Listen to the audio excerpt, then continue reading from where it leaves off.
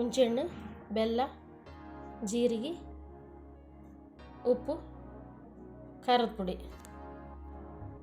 ಫಸ್ಟಿಗೆ ಜೀರಿಗೆ ಕುಟ್ಕೊಂಡ್ರಿ. ಜೀರಿಗೆ ಸಣ್ಣಗಾದ್ರೆ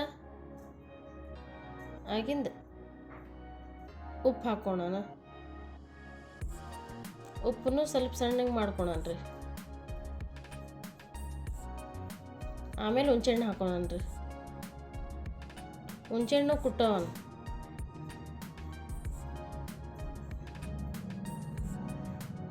ಖಾರದ ಪುಡಿನೂ ಹಾಕೋಣನ್ರಿ. ಅದಕ್ಕೆ ಅದನ್ನು ಕುಟ್ಕೊಳನ್ರಿ. ಲಾಸ್ಟಿಗೆ ಬೆಲ್ಲ ಹಾಕೋಣನ್ರಿ. ಎಲ್ಲ ಸೇರಿ ಕುಟ್ಟನ್ರಿ. ಈಗ ಸಣ್ಣಗೆ ಆಗೋವರೆಗೂ ಕುಟ್ಟ. ಈಗ ರುಚಿ ನೋಡಂಬರ್ರಿ. ನೋಡ್ರಿ ಎಷ್ಟು ಚಂದ ಕಾಣಕತ್ತೈತಿ ನಮ್ದು ಜಿಗಳಿ. ಮಸ್ತಾಗೈತೆ ನೋಡ್ರಿ.